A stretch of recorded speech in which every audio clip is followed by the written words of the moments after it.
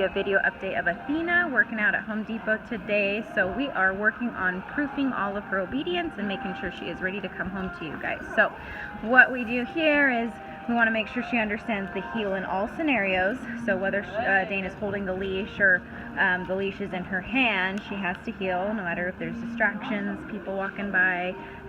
We even have some other dogs.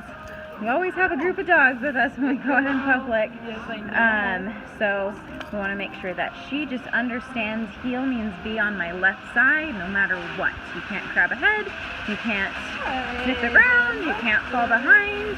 You have to be right next to me, and that's the position. There's this imaginary little box next to our left-hand legs, and that's where you need to be. So it's really, really good. Dana changes directions, and Athena gets back into position and fixes it. That's really important for her to make sure that she finds the heel position, and she's accommodating us, and we're not accommodating her, and she's working.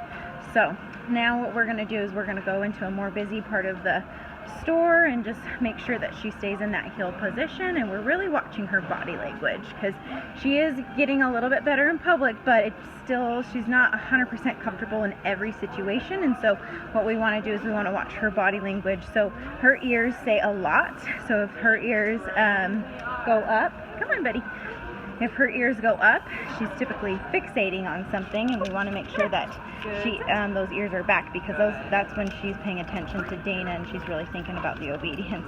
Collars are a little itchy. Good girl.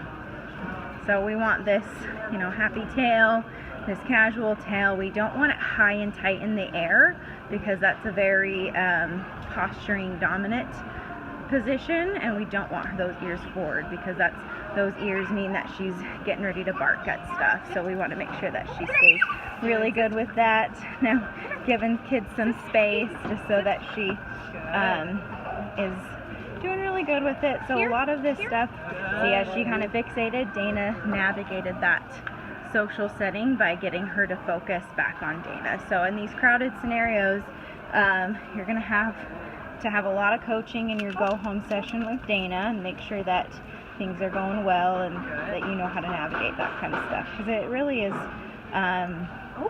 being really proactive and paying attention to her and her body language and what she's feeling. So we got people banging on things, there's lots of distractions here, so really good stuff. We're just watching those ears.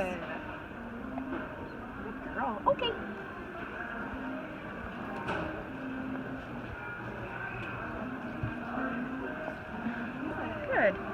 Good. So we want neutral walk by. So as people walk by, she doesn't deviate from the heel position. She stays focused on Dana. So that's really, really important.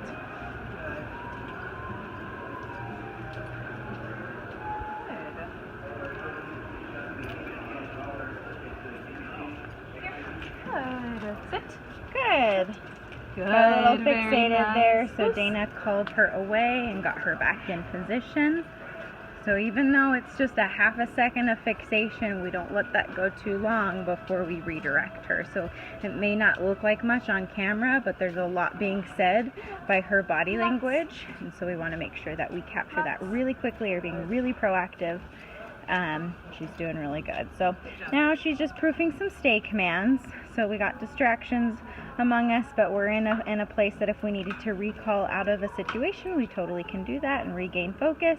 But it's also really good to practice these stay commands intermittent the healing, because it helps with a lot of impulse control. Good. Oh, sorry. You're good.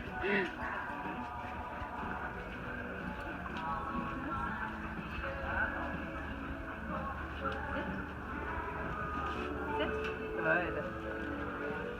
Good girl. Oops. Good.